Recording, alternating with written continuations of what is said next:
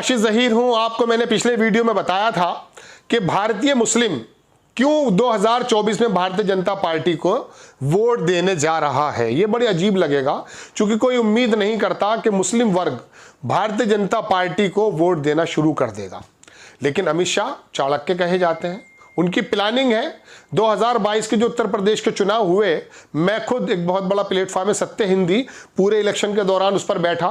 मैंने कहा कि 40% समाजवादी को वोट मिलने जा रहे हैं, वो 37% मिले। हालांकि वो ज़्यादा लंबा चौड़ा डिफरेंस नहीं था। किसी को भी उम्मीद नहीं थी कि समाजवादी पार्टी जो है 37% वोट आने के बावजूद भी सरकार नहीं बना पाएगी। लेकिन अमित शाह, जाहिर सी बात है, वो नफ्स को पहचानते हैं, संसाधन काफ़ी सारे हैं, तंत्र काफ़ी हैं, तो उन्होंने उस वोट बैंक पर जो है किसी तरीके से कब्जा करने की कोशिश की, जिसको बहुजन समाज पार्टी का वोट कहा जाता है। और लगभग 11-12% बहुजन समाज पार्टी का वोट जो है वो टर्न आउट होकर के भारतीय जनता पार्टी में चला गया। वरना ओबीसी, मुस्लिम, यादव और बाकी जो एंटी भाजपा वोट थे वो इकट्ठे होकर समाजवादी पार्टी को मिले थे। अब की बार प्लानिंग क्या है? हैदराबाद में प्रधानमंत्री जी ने एक सम्मेलन किया पसमानदा मुस्लिम को लेकर के। मैं पहले आपको बता चुका हूं, लेकिन दोबारा इसलिए बताना कि यासिर जिलानी, एक भारतीय जनता पार्टी के प्रवक्ता जो मैंने पुराने वीडियो में आपको बताया था, उनके बारे में बात आ गई। तो ये लोग अब एक्टिव हो गए।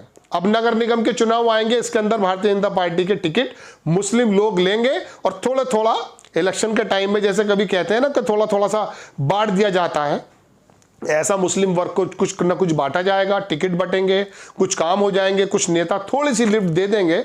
उस वजह से वो 6-7% जो वोट मिला है वो 15% का इनका टारगेट है। और इसने यात्रा भारतीय जनता पार्टी निकालने जा रही है पूरे भारत में। और प्रधानमंत्री जी ने हैदराबाद में इस चीज को लेकर मीटिंग भी की, चूंकि इनको यह मालूम पड़ चुका है भारतीय जनता पार्टी को कि 50% से ज्यादा वोट इनको नहीं मिल सकता। इससे ज्यादा सैचुरेशन, मतलब ये पीक पॉइंट है।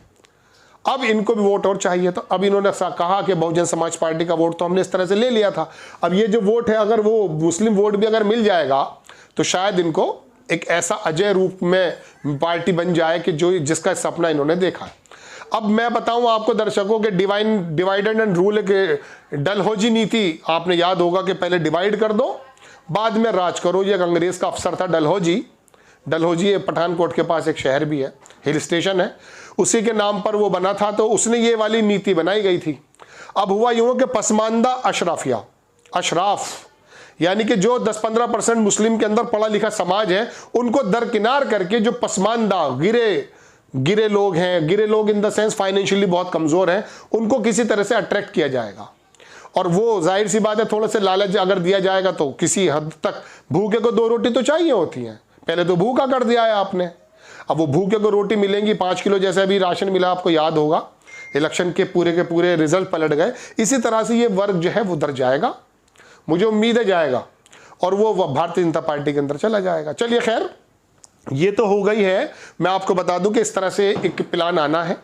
अब ये भारतीय जनता पार्टी भारत की अर्थव्यवस्था के अंदर कितनी सटीक है, इसके बारे में तो मैं आपको बारहा दूसरे चैनल्स पे बता चुका हूं। देश के लिए जो बेहतर है वो आप चुन सकते हैं, आपको ज़्यादा समझ है।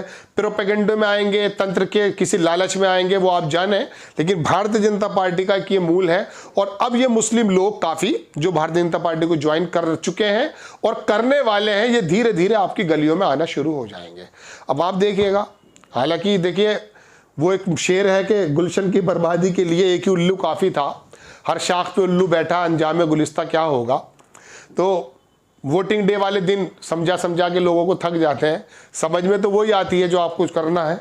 लेकिन ये भारतीय जनता पार्टी का एक रूट मैप प्लान है जो लोगों ने बताया, लोगों का अंदाजे हैं, बड़े बड़े पत्रकार इस पर डिस्कशन कर रहे हैं।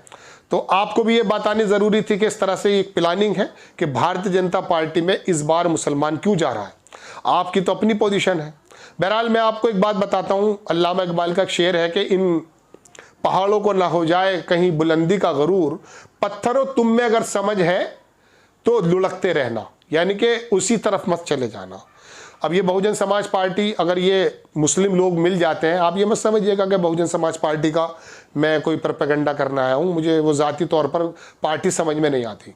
लेकिन आपको जब लोकसभा में दिखाई दे कि हाँ बुनियादी एतबार से भारतीय अर्थव्यवस्था को किस तरह से नुकसान पहुंचा रही है केंद्र की सरकार, आपका ध्यान भी नहीं आने दिया जा रहा है, दुनिया भर की बातें होती हैं।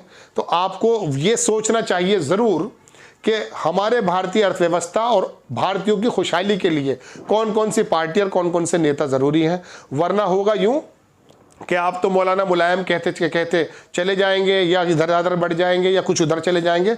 बिखराव से फिर वो लोग मुनज़्ज़म हो करके आएंगे और फिर आपको कब्रिस्तान में, शमशान में, पर्दे में, भारत जोड़ो यात्रा में और तमाम दुनिया रेलवे में नमाज़ पढ़ ली है और माल में नमाज़ पढ़ ली है, इसी तरह के मुद्दे आपके सामने आते रहेंगे। आपको खबर कैसी लगी अपनी राय कमेंट्स बॉक्स में ज़रूर दीजिएगा। चैनल को सब्सक्राइब कीजिए, शेयर कीजिए। नेक्स्ट टाइम किसी खबर के साथ आता हूँ। जय हिंद।